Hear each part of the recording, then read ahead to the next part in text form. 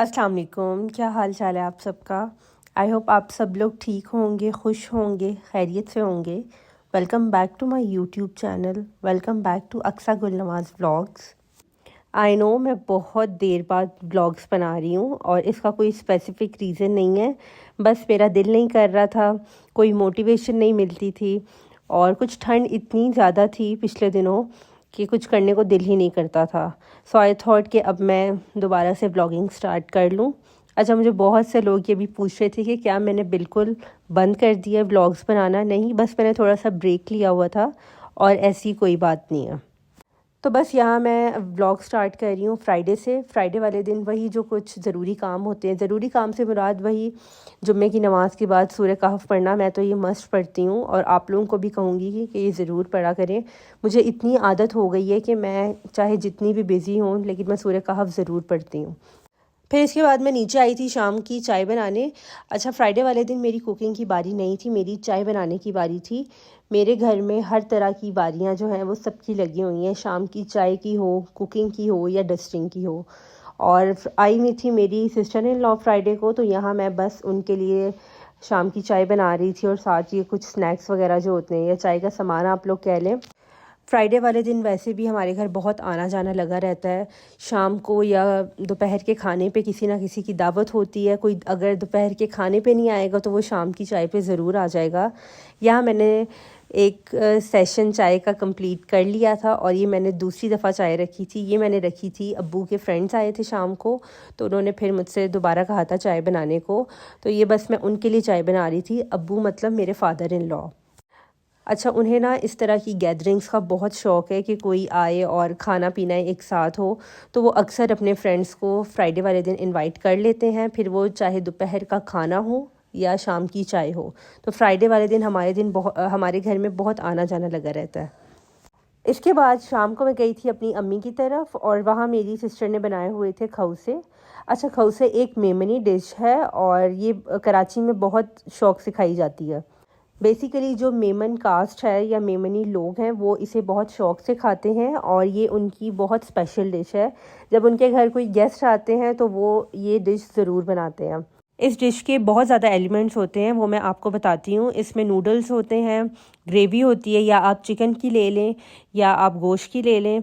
साथ इसमें होती है कड़ी और ऊपर टॉपिंग के लिए होते हैं स्लिम्स होते हैं, किसी भी तरह के स्पाइसी स्लिम्स ले लें। फ्राइड हुआ हुआ लहसुन होता है, धनिया, हरी मिर्च और लीमू होता है। इसके अलावा इस पे फ्राइड अनियंस भी डाले जाते हैं। डिपेंड करता है आप किसी भी तरह की टॉपिंग कर लें। बाज़ लोग इसके ऊपर बॉइल्ड एग भी लेते हैं, लेकिन हमें वो नहीं पसंद तो हमने ऐड नहीं किया था। अब आप लोग देख रहे हैं कि इस डिश को किस तरह असेंबल किया जाता है।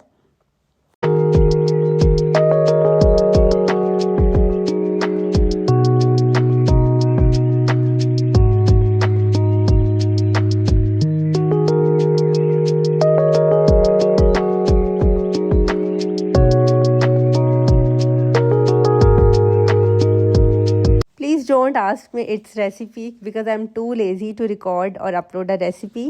वैसे भी आपको हर चीज़ आजकल यूट्यूब पे मिल ही जाती है।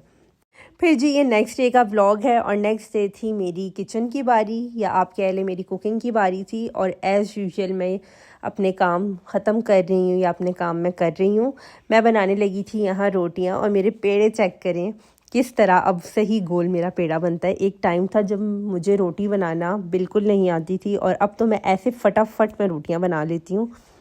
एक टाइम था जब मुझे रोटी बनाना बहुत मुश्किल लगता था और मैं समझती थी कि मैं तो कभी रोटी बना ही नहीं सकती, गोल रोटी क्या, मैं वैसे भी रोटी नहीं बना सकती।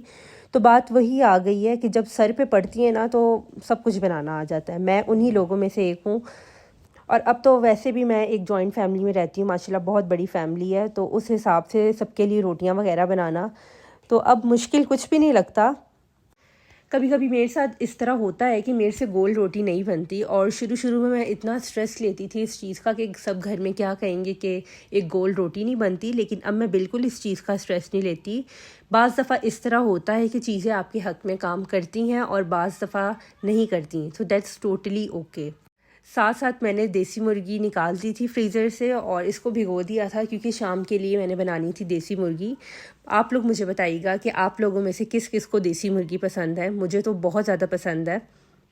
आजकल बारिशें हो रही हैं और मेरा दिल कर रहा था पकोड़े खाने को, तो इसके बाद मैंने अपना पकोड़ों का बैटर तैयार किया था। ये मुझसे कुछ ज़्यादा ही रनी बैटर बन गया था, लेकिन बाद में मैंने इसे फ़िक्स कर लिया था। जब चीज़ें घर में तमाम मौजूद हों तो फिर चीज़ें बनाना काफ़ी आसान लगता है।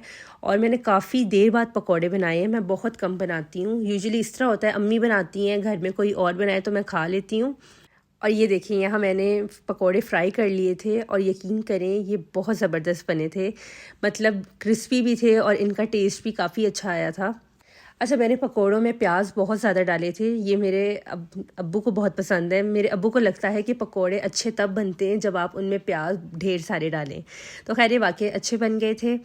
बस इसके बाद मैं खाना ले आई थी और मैं ख़ुद भी खाने लगी थी, साथ ज़ैनब को खिलाने लगी थी। ज़ैनब पकोड़े या इस तरह की चीज़ें जो हैं वो कम खाती है। मेन उसे सालन और रोटी चाहिए होता है, तो उसके लिए घर पका हुआ था शलजम चिकन, वो लेके आई थी और बस अब मैं अपने पकोड़े इंजॉय करने लगी थी।